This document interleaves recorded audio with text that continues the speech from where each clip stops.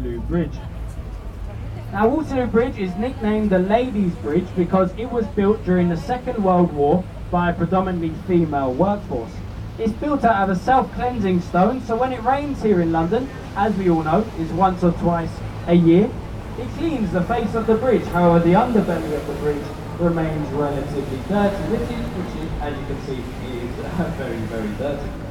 It's also the longest bridge to span the River Thames, standing at a quarter-mile long. Just on the left there, we've got the busiest lifeboat pier in the UK, getting on average about 5 calls a day, whereas the ones around the coastline get 5 calls a month, and they must deploy in 90 seconds. So if anyone falls in, decides to go for a swim, they're the ones who get the call. As you can see, they are training there in front of the building. We've got Somerset House just behind the tree line there. And this was built for the Dukes and Earls of Somerset. It used to hold all of the information for the births, marriages and deaths of everyone in the UK.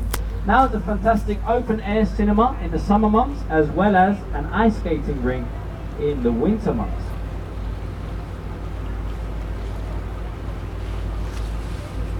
Now there's a barge coming up on the right hand side that always makes me giggle. The owner of the barge installed a crow, or like a bird scaring machine on, as you can see in the middle there. It makes some sounds. As you can see, it's working fantastically well. All the seagulls are just sitting there very happily. Obviously it's meant to scare them away. Not working very well, as you can see.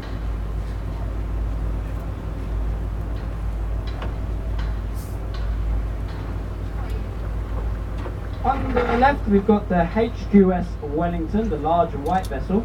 Now this used to be the flagship for the New Zealand Navy, however has now been donated to the Master Mariners, and it's a bit of a drinking club. Now in order to become a Master Mariner, you have to be a captain at sea for 25 years.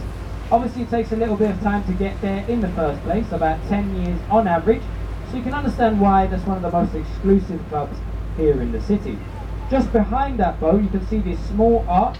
That is known as Temple Arch. That is letting us know that we have just left the city of Westminster and entered the city of London, one of the smallest capital cities in the world, standing at 1 square mile. Along the river wall on the left, you can see these small green lions' heads with the rings in their mouth. They are often mistaken for mooring rings for ships to tie up to. They're actually an early flood warning system for the police before the Thames barrier. If the lions are drinking, then London is sinking, was a rhyme taught to the officers at the time, whereby if the water ever reached the lion's mouth, they would have to evacuate the underground station. Now there's another rhyme we like to use here on the river. I must admit it is not as catchy.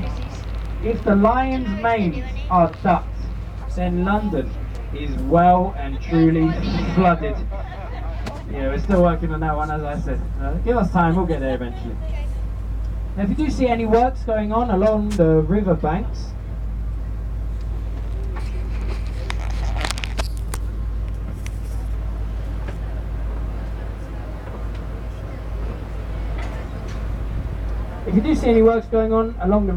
we're currently updating our sewage system. We're still using the Victorian sewage system that has now reached capacity.